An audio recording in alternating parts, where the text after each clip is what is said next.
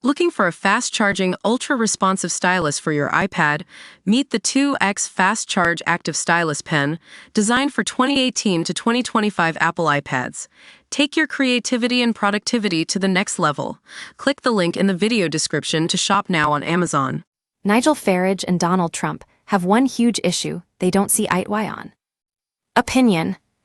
A deal to hand over the British Chagos Islands, which includes a critical military base leased to the Americans, is going ahead after U.S. President Donald Trump apparently backed the deal.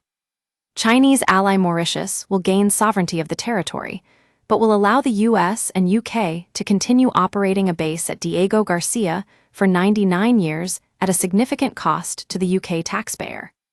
Trump's backing of the deal comes as something of a surprise given his friend, Reform UK leader Nigel Farage, warned the deal would be met with outright hostility by the Trump team. Farage's reasoning was not without evidence. Back in October, Marco Rubio, who is now U.S. Secretary of State, cautioned the deal posed a serious threat to U.S. national security. The reason? Mauritius is a major ally of Communist China and could well change the terms of the lease deal. 3.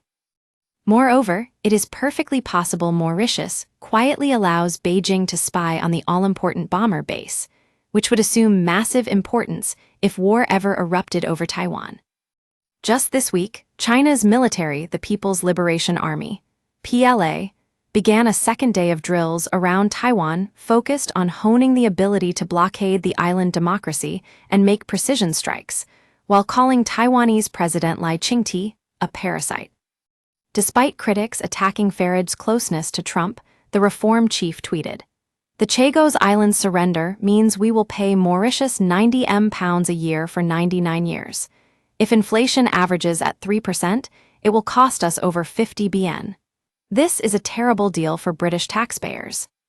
While not an attack on Trump, who remains an ally of the Reform leader, Farage's words suggest he is not willing to back the deal even if it has the U.S. president's sign-off. The deal, meanwhile, could also undermine ties with India, since New Delhi is wary of growing Chinese influence in the Indian Ocean.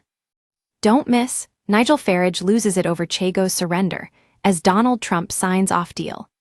We use your sign-up to provide content in ways you've consented to and to improve our understanding of you.